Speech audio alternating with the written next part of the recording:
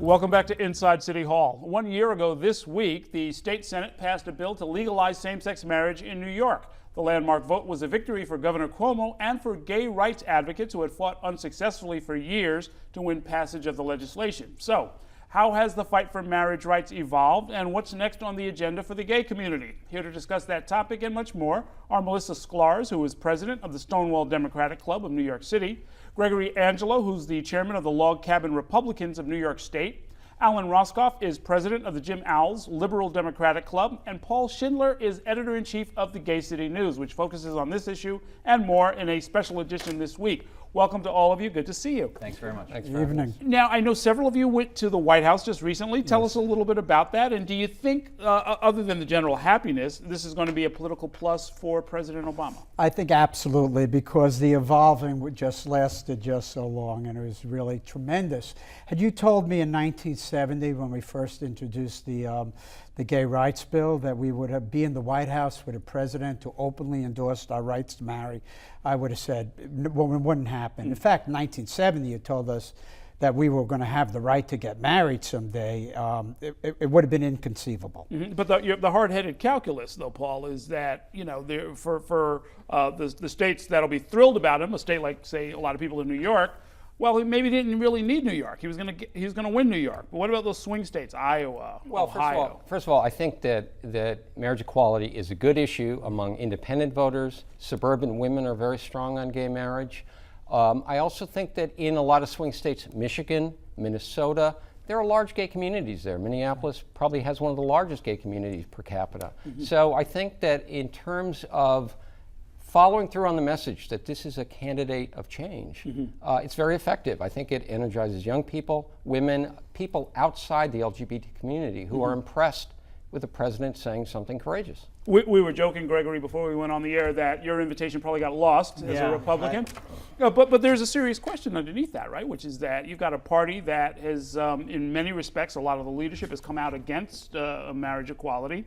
You've got a candidate at the top of the ticket who has said basically where he stands on this.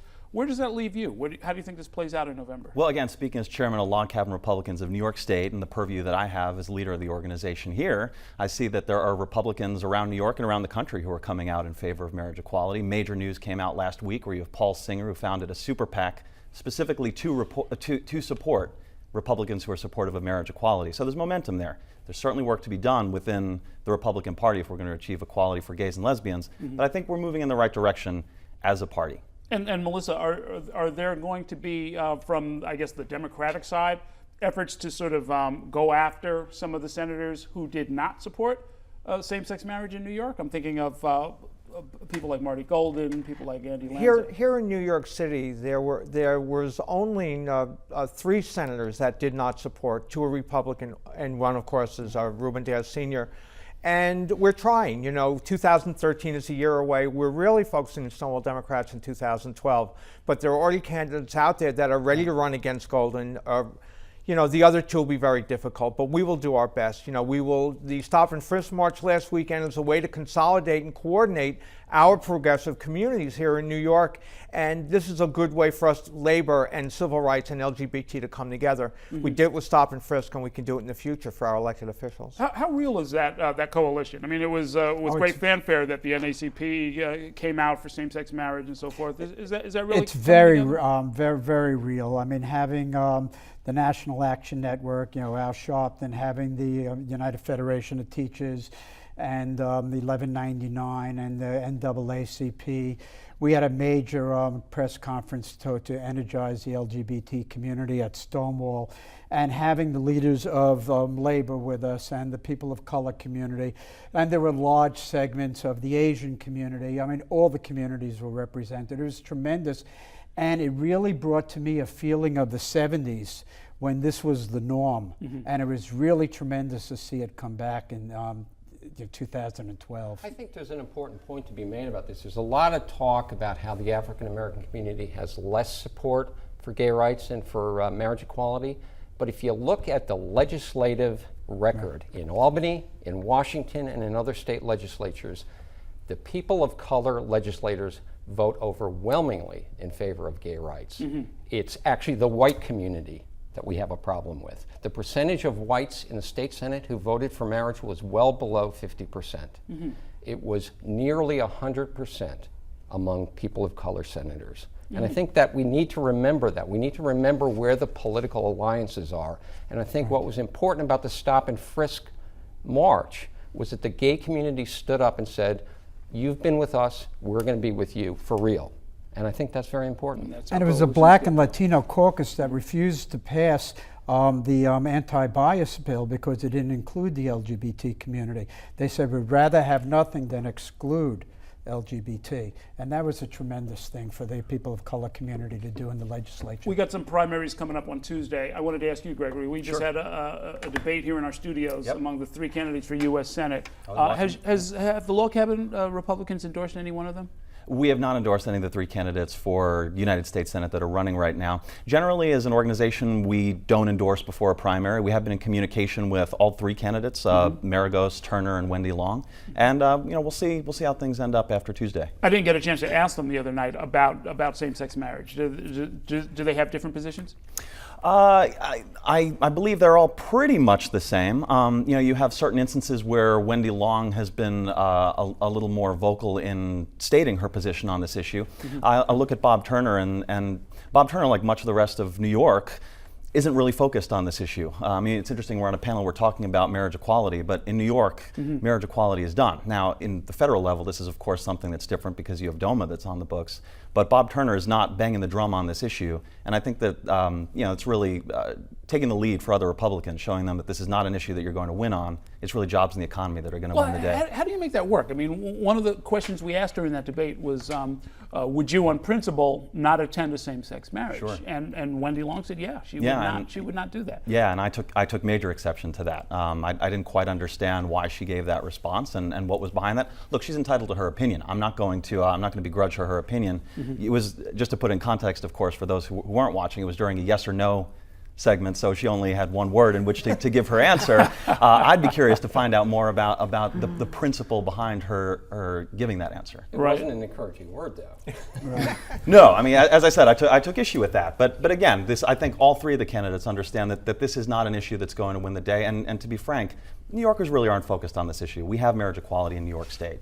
Well, but let's play out what happens next for Andrew Cuomo, who's often talked about as somebody who wants to move to the national stage. Does his support for passage of the bill does it help him on the national stage? Yeah, this is a great issue for him. This is part of his building a foundation as a new progressive voice and face. And this is the perfect issue as we move forward. In 2012, it may not be the cornerstone of a progressive agenda, but 2 years from now, when they start running for sure, everyone will know Andrew Cuomo was there when it came to marriage equality. While I have you, what happens next as far as some other issues that are going to be on the agenda? I know that transgender rights was brought up as a topic of discussion in Albany. It didn't get to the legislative phase at all. I know as well that the NYPD has made some changes to their patrol guide that you've been involved in and so forth. What's next on the agenda? We will do what we always do. We will go there, we will lobby, we will talk, we will make friends, we will build coalition. Unlike our gay and lesbian friends, there are fewer of us. We are mostly voiceless and faceless, and so to try to convince upstate and suburban people that we're real, we exist, we have needs, and we have issues, takes time and work, and we'll continue to do the only thing we know how to do, which is show up, talk, have conversation. Okay, I've got a particular question for you, Paul, which is, historically, after desegregation, after the great civil rights struggles, the black press in particular kind of went through a down phase. The business proposition changed, the readership changed. After desegregation, you found black journalists going into mainstream. The issues were mainstream. The business model became mainstream. What happens to Gay City News going forward? Well, first of all, yesterday we put out our largest issue in history, 100 pages, most profitable issue, year after marriage got passed. So we haven't seen the downturn yet. I'll also tell you that there's a lot of issues left to work on. There's the transgender rights bill here in New York State. There's homeless youth. There's the whole federal issue, which is a complex process. We're going to probably see the Defense of Marriage Act go to the Supreme Court this year. We don't know how that's going to work. If it doesn't work for us, we have a problem. and we have a 50-state strategy at that point. So this is going to take a long time. Repealing the Defense of Marriage Act isn't in the cards as long as the Republicans lead the House. So we have a long way to go. 10, 12 years ago, a leading gay writer said, you know, we should just about fold up the tent and go home. And A little premature. I've been busy every day since then, so I don't see it going away now. I hear what you're saying about the other community press, and I think we just have to keep finding ways to be relevant to our readers. Greg, if Mitt Romney wins on November 6th, on November 7th, your job, frankly, is going to be a little harder than if Obama had won. Yes. I don't know exactly why. I don't really understand the premise of the question. Well, I should say yeah. you're going to have to be doing a lot of work with somebody who has openly said that he's not that interested in a lot of your issues, right? He hasn't said he's not interested in a lot of our issues. A lot of our issues are jobs, the economy. I mean, and strong national defense. We disagree with the governor on that one particular issue. We have a long-standing relationship with Governor Romney, going back to 1994 when he ran for United States Senate. We've been in communication with the campaign. Discussion and dialogue is the way to actually change hearts, change minds, get legislation that you want passed. Is my job going to be difficult? I don't think so. I know a lot of gay Republicans who are really energized right now to vote a Republican into office. Presumptively right now that would be Mitt Romney. Okay, that is going to be the last word. Alan Roskoff, we're going to have to continue this after the cameras turn off. Right now we're going to take a break. Coming up, we'll discuss the president's new multi-billion-dollar initiative to help the people of Africa when I talk with the publisher of the Black Star News. Later on, Pulitzer Prize-winning journalist David Maraniss will join us to discuss his new book, Barack Obama, The Story. We're back in a minute.